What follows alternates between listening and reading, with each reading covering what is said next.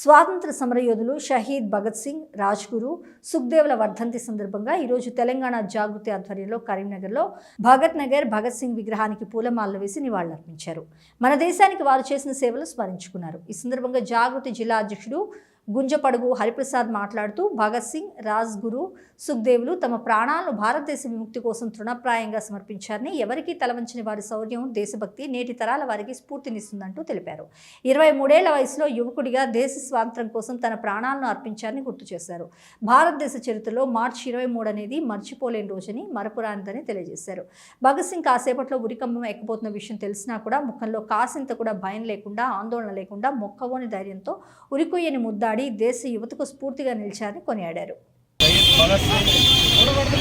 వర్ధంతి సందర్భంగా భగత్ సింగ్ విగ్రహం దగ్గర ఈరోజు నివాళులు అర్పించడం జరిగింది.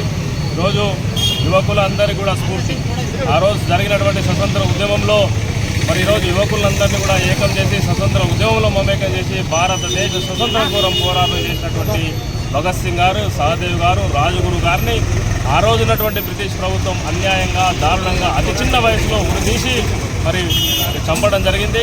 మరి వారు చేసినటువంటి త్యాగాలను ఈరోజు కూడా యువత స్ఫూర్తికి తీసుకొని మరి ప్రభుత్వాల మీద పోరాటాలు కానీ, జరుగుతున్న ఉద్యమాలను కానీ, ఆ రోజు స్వతంత్ర ఉద్యమాలు కానీ, మొన్న జరిగిన తెలంగాణ ఉద్యమంలో కూడా వీళ్ళందరినీ కూడా స్ఫూర్తి తీసుకొని ఉద్యమాల్లో మమేకమైనటువంటి యువత దేశ అభివృద్ధి కోసం, దేశం కోసం పనిచేస్తున్నటువంటి వాళ్ళను స్మరించుకోవడం కోసమే దాంట్లో యువకుల్ని మమేకం చేసి విరోచితమైనటువంటి పోరాటం చేసినందుకు వారిని ఉరి తీయడం జరిగింది.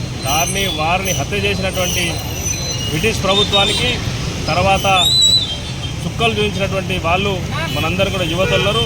ఆ విధంగానే స్వతంత్రాన్ని సాధించుకున్న తర్వాత కూడా మరి ఈ రోజుకు వారు చేసినటువంటి త్యాగాలను స్మరించుకుంటూ భారతదేశ వ్యాప్తంగా భగత్ సింగ్ గారిని, సహదేవ్ గారిని, సుఖ్దేవ్లను స్మరించుకుంటూ యువతంతా కూడా వారి స్ఫూర్తిని ముందుకు తీసుకొని ఈరోజు దేశ రక్షణ కోసం కానీ, దేశ అభివృద్ధిలో కానీ, అదేవిధంగా మనకు ఉన్నటువంటి సమస్యల పరిష్కారం కోసం కానీ వారి స్ఫూర్తితో పనిచేస్తూ ఉన్నారు. వారి త్యాగం ఎప్పటికి కూడా ఈ దేశం మర్చిపోదు. వారి త్యాగం ఎప్పటికి కూడా యువత మర్చిపోదు. మరి అటువంటి త్యాగాలతో కూడినటువంటి మన స్వతంత్రం తెచ్చినటువంటి ఫలాలను మనం నేటికి అనుభవిస్తున్నాం కనుక ఇంకా పెద్ద ఎత్తున ఇటువంటి మహనీయులను స్ఫూర్తిగా తీసుకొని భారతదేశంలో ఇంకా యువత ముందుకు రావాలని చెప్పి సందర్భంగా కోరుతాం.